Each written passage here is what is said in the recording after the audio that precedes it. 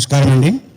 ఇక్కడ ఈ పత్రికా సమావేశానికి వచ్చినటువంటి మీడియా మిత్రులందరికీ, అలాగే హైదరాబాద్ జంట నగరాల్లో ఉన్నటువంటి చర్చ్ లీడర్స్కి, పెద్దలకు, మరి హెబ్రోన్ చర్చిలో ఉన్నటువంటి దైవజనులకు అందరికీ కూడా వందనాలు తెలియజేస్తూ ఉన్నాను. అందరికీ తెలిసిన విషయమే, గత 23వ తారీఖున మధ్యాహ్నం పూట హెబ్రోన్ చర్చి మీద దాడి జరగటం జరిగింది. ఆ దాడిలో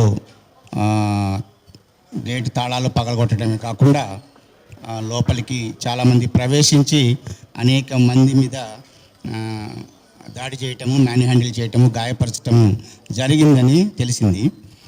ఈ సందర్భంగా అందరినీ బాధపరిచే విషయం ఏంటంటే, మన ఎక్స్ ఎమ్మెల్సీ గారు, ప్రియతమ నాయకులు, వారి మీద కూడా, రాజేశ్వరరావు గారి మీద కూడా దాడి జరిగిందని, వారిని కూడా మ్యాన్ హ్యాండిల్ చేశారని చెప్పి తెలిసింది.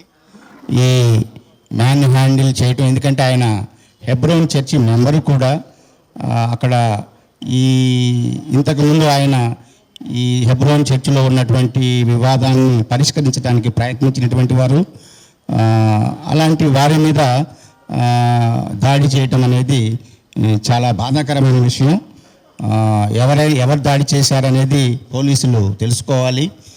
అయితే ఈ దాడి జరగటానికి ఒక ప్రజానాయకుడి మీద, ఒక హెబ్రోన్ చర్చి మెంబర్ అయినటువంటి ఆయన మీద, మరి ముఖ్యంగా ఆ సమస్యను సాల్వ్ చేద్దామని ప్రయత్నిస్తున్నటువంటి వారి మీద ఇలాంటి దాడి చేయటం అనేది మేమందరము ఏకకంఠంతో దాన్ని ఖండిస్తున్నాము.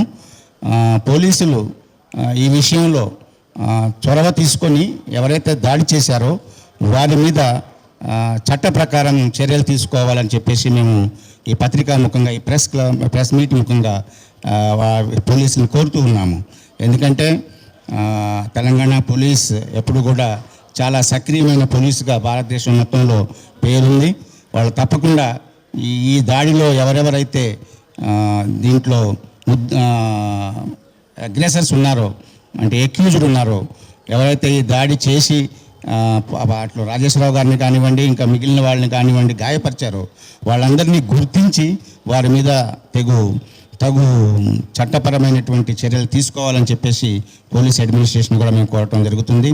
అంతేకాకుండా ఈ సందర్భంగా హెబ్రోన్ చర్చిలో ఉన్నటువంటి 2 లేదా ఎన్ని గ్రూపులు ఉన్నాయో వాళ్ళందరికీ కూడా రిక్వెస్ట్ చేయటం ఏంటంటే, మీరు అందరూ కలిసి సమస్యను సామరస్యంగా, ప్రేమతో, సమాధానంగా దాన్ని సాల్వ్ చేయడానికి ప్రయత్నిస్తే బాగుంటుంది. అది అనేక మంది భక్తుల హృదయాలను కలిసి వేసినటువంటి ఒక మహా భక్తుడు భక్త్ సింగ్ గారు స్థాపించినటువంటి ఈ సంఘం ఈరోజు ఈ రకంగా ఉండటమంటే అది మా అందరికీ కూడా, క్రైస్తవ లోకానికి, ముఖ్యంగా ఈ హైదరాబాదు, సికింద్రాబాదు, తెలంగాణ, అంతేకాకుండా ఆంధ్రప్రదేశ్లో ఈ చుట్టుపక్కల అనేక బ్రాంచ్లు ఉన్నాయి. వాళ్ళందరికీ కూడా క్రైస్తవ లోకానికి ఎంతో బాధాకరమైన విషయం. ఈ విషయంలో తప్పకుండా ఈ ప్రాబ్లం సాల్వ్ అవుతుందని కోరుతూ ఉన్నాం. పోలీసులు దీంట్లో తగిన చర్య తీసుకోవాలని కోరుతూ మిమ్మల్ని అందరినీ పత్రికాముఖంగా వేడుకుంటున్నాం. Thank you very much.